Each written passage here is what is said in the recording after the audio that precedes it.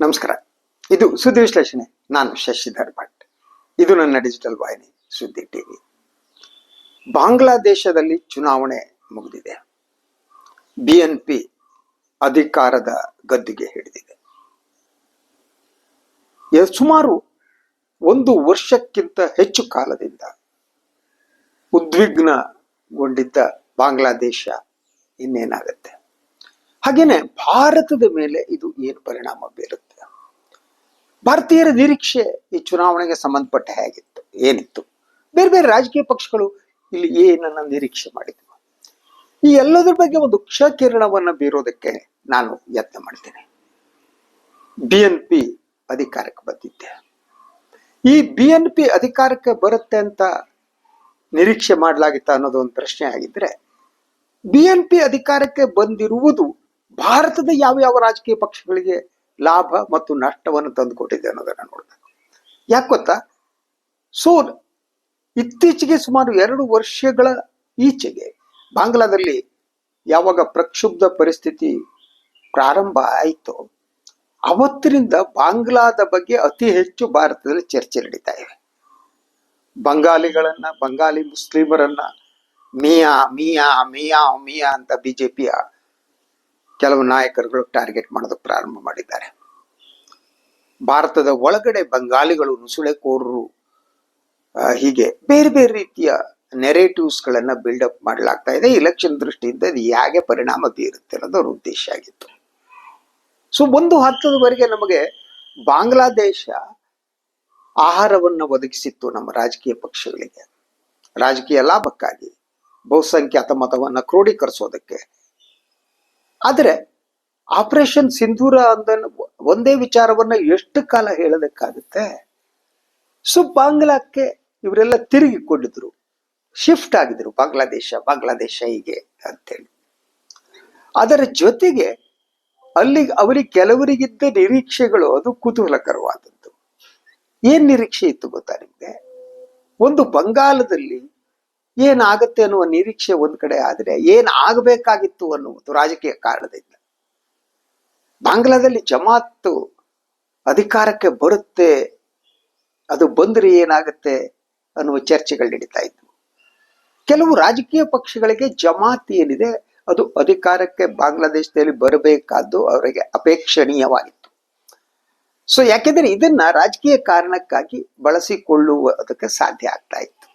ಜಮಾತ್ ಬಂದಿದ್ರೆ ಅಲ್ಪಸಂಖ್ಯಾತ ಹಿಂದೂಗಳು ಏನಿದ್ದಾರೆ ಅವರ ಮೇಲೆ ದಾಳಿಗಳು, ಇನ್ನೊಂದು ವ್ಯತ್ಯಯ ಇದಾದ್ರೆ ಅದೊಂದು ರಾಜಕೀಯ ಅಸ್ತ್ರ ಬಳಕೆ ಮಾಡ್ಕೋಬಹುದಾಗಿತ್ತು. ಆದ್ರೆ ಹಾಗಾಗಿಲ್ಲ. ಅದ್ರ ಜೊತೆಗೆ ಕುತೂಹಲಕರವಾದ ಒಂದು ಅಂಶವನ್ನ ನಿಮ್ಗೆ ನಾನು ಹೇಳಬೇಕು. ಅದು ಬಾಂಗ್ಲಾದ BNP ಸಚಿವ ಸಂಪುಟದಲ್ಲಿ ಒಬ್ಬ ಹಿಂದೂಗೆ ಸಚಿವ ಸ್ಥಾನವನ್ನು ಕೊಡಲಾಗಿದೆ, ಒಬ್ಬ ಬೌದ್ಧ ಧರ್ಮೀಯರಿಗೆ ಸಚಿವ ಸ್ಥಾನವನ್ನು ಕೊಡಲಾಗಿದೆ. 50 ಜನರ ಸಂಪುಟದಲ್ಲಿ 2 ಅಲ್ಪಸಂಖ್ಯಾತರಿಗೆ ಸಚಿವ ಸ್ಥಾನವನ್ನು ಕೊಡಲಾಗಿದೆ. ಇದರ ಪರಿಣಾಮವಾಗಿ ಏನಾಗುತ್ತೆ ಅಂತ, BNP ಹಿಂದೂಗಳಿಗೂ ಟಿಕೆಟ್ ಅನ್ನು ಕೊಟ್ಟಿತ್ತು. ಹಿಂದೂಗಳಿಗೆ ನಾವು ಟಿಕೆಟ್ ಕೊಡಲ್ಲ ಅನ್ನುವ ನಿರಾಕರಣೆಯನ್ನ ಮಾಡಿರಲಿಲ್ಲ. ಹೀಗಾಗಿ ಬಾಂಗ್ಲಾದೇಶದ ಹಿಂದೂಗಳು, ಅಲ್ಪಸಂಖ್ಯಾತ ಹಿಂದೂಗಳೇನಿದ್ದಾರೆ ಅವರು ಸಂಪೂರ್ಣವಾಗಿ ಬೆಂಬಲ ಕೊಟ್ಟಿದ್ದು BNPಗೆ. BNP ಆಯ್ಕೆ ಆಯಿತು. ಸಚಿವ ಸ್ಥಾನ ಕೂಡ BNP ಅಲ್ಪಸಂಖ್ಯಾತರಿಗೆ ನೀಡಿತು. ಈ ಮೂಲಕ ಅಲ್ಪಸಂಖ್ಯಾತರ ಮೇಲೆ ನಡೆದಿರುವ ಅಮಾನವೀಯ ಹಲ್ಲೆಗಳು ಏನಿದೆ ಅದು ನಿಲ್ಲಬಹುದು ಅನ್ನುವ ನಿರೀಕ್ಷೆ ಇದೆ. ಅದರ ಜೊತೆಗೆ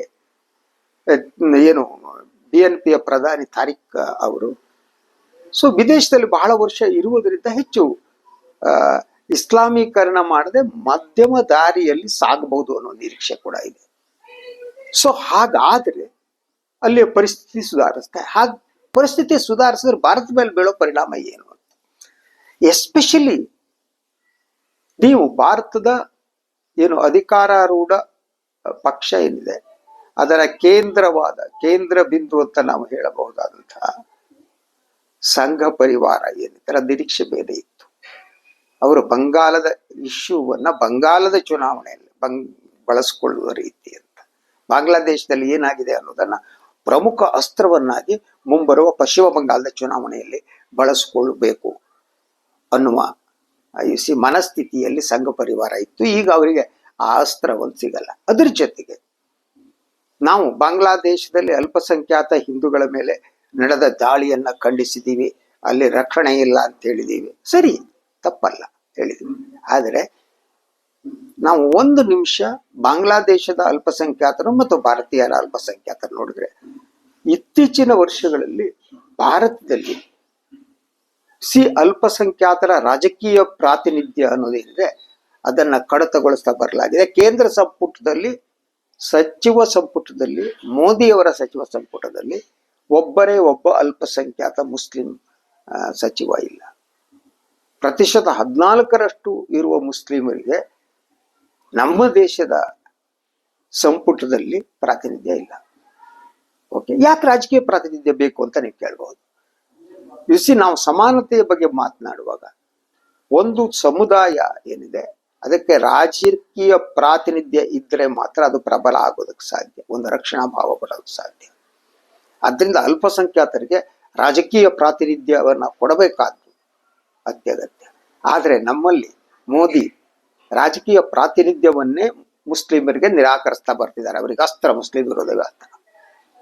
ಹಾಗಿದ್ದಾಗ ಯಾವ ಮುಖ ಇಟ್ಕೊಂಡು ಬಾಂಗ್ಲಾದೇಶದ ಬಗ್ಗೆ ಮಾತನಾಡ್ತೀರಿ ನೀವು? ಬಾಂಗ್ಲಾದೇಶದಲ್ಲಿ ಈಗ ಸಚಿವ ಸಂಪುಟದಲ್ಲಿ ಸ್ಥಾನ ಕೊಟ್ಟಿದ್ದಾರೆ. ನಮ್ಮ ಭಾರತೀಯರಿಗೆ, ನಾವು ಇಡೀ ವಿಶ್ವಕ್ಕೆ ಧರ್ಮ ನಿರಪೇಕ್ಷತೆಯನ್ನ ಕಲಿಸಿದವರು. ಧರ್ಮ ನಿರಪೇಕ್ಷತೆ ಹೇಗಿರಬೇಕು, ಒಂದು ದೇಶ ಹೇಗಿರಬೇಕು, ಅದು ನಮ್ಮ ಸಂಸ್ಕೃತಿ, ನಮ್ಮ ಪರಂಪರೆ, ನಮ್ಮ ಧರ್ಮ ನಮ್ಮ ಕಲಿಸ್ಕೊಟ್ಟಿದೆ. ಆದ್ರೆ ನಾವು ಅದರಿಂದ ರಾಜಕೀಯ ಕಾರಣಕ್ಕೆ ವಿಮುಖರಾಗ್ತಿದ್ದೀವಿ. ಸರ್ವೇ ಜನ ಸುಖಿನೋ ಭವಂತು ಅಂತ ಹಿಂದೂ ಧರ್ಮದ ಮೂಲ ತತ್ವ ಇದೆಯಲ್ಲ, ಆ ತತ್ವವನ್ನೇ ನಾವು ಬಿಟ್ಟಿದ್ದೀವಿ, ನಿರಾಕರಿಸಿದ್ದೀವಿ. ಅದು ರಾಜಕೀಯ ಲಾಭಕ್ಕಾಗಿ ಅಲ್ವಾ? ಈಗ ಇಂಥ ಸಿಚುವೇಶನ್ ನಲ್ಲಿ ನೀವು ಬಾಂಗ್ಲಾದೇಶದಲ್ಲಿ ಹಿಂದೂಗಳ ಮೇಲೆ ಹಲ್ಲೆ ನಡೀತಿದೆ, ಅಲ್ಪಸಂಖ್ಯಾತರ ರಕ್ಷಣೆ ಆಗಲ್ಲ ಅಂತ ಯಾವ ಮುಖ ಇಟ್ಕೊಂಡು ಮಾತಾಡ್ತೀರಿ ನೀವು? ಮುಸ್ಲಿಮರಿಗೆ ಭಾರತದಲ್ಲಿ ರಾಜಕೀಯ ಪ್ರಾತಿನಿಧ್ಯ ಕೊಡದಿದ್ರು ಅವರು, ಮುಸ್ಲಿಮರಿಗೆ ಅಲ್ಪಸಂಖ್ಯಾತರಿಗೆ ರಕ್ಷಣೆ ಕೊಡದೇ ಇರುವವರು, ನೀವು ಯಾವ ಮುಖ ಇಟ್ಕೊಂಡು ಇನ್ನೊಂದು ದೇಶದಲ್ಲಿ ಹಿಂದೂಗಳಿಗೆ ರಕ್ಷಣೆ ಇಲ್ಲ ಅಂತ ಹೇಳ್ತೀರಿ? ಕ್ರಿಶ್ಚಿಯನ್ ಚರ್ಚ್ಗಳ ಮೇಲೆ ದಾಳಿ ನಡೆಯುತ್ತೆ. ಕ್ರಿಸ್ಮಸ್ ಸಂದರ್ಭದಲ್ಲಿ ಪಾದ್ರಿಗಳನ್ನು ಬೆದರಿಸಲಾಗುತ್ತೆ. ಸಂಘ ಪರಿವಾರದವರು ಕಂಡಲ್ಲಿ ನುಗ್ಗುತ್ತಾರೆ, ಹೆದರಿಸ್ತಾರೆ, ಬೆದರಿಸ್ತಾರೆ. ಅಲ್ಪಸಂಖ್ಯಾತರ ಎಲ್ಲೆಲ್ಲಿ ಧಾರ್ಮಿಕ ಕ್ಷೇತ್ರಗಳಿವೆ, ಆ ಧಾರ್ಮಿಕ ಕ್ಷೇತ್ರಗಳಲ್ಲಿ ಎಲ್ಲಾದರೂ ಹಿಂದೂ ಧರ್ಮದ ಮೂಲಗಳು, ಸೆಲೆಗಳು, ಮೂರ್ತಿಗಳು ಸಿಗ್ತಾ ಅಂತ ಕಂಡಲ್ಲಿ ಹುಡುಕೋದಕ್ಕೆ ಹೋಗ್ತೀರಿ. ಅಲ್ಪಸಂಖ್ಯಾತರು ಒಂದು ಬೆದರಿಕೆಯ ವಾತಾವರಣದಲ್ಲಿ ಬದುಕುವಂತೆ ಮಾಡ್ತಾ ಇರುವ ನೀವು ಯಾವ ಮುಖ ಇಟ್ಟುಕೊಂಡು ಬಾಂಗ್ಲಾದೇಶದಲ್ಲಿ ಅಲ್ಪಸಂಖ್ಯಾತರಿಗೆ ರಕ್ಷಣೆ ಇಲ್ಲ ಅಂತ ಹೇಳ್ತಾರೆ ಅಲ್ವಾ?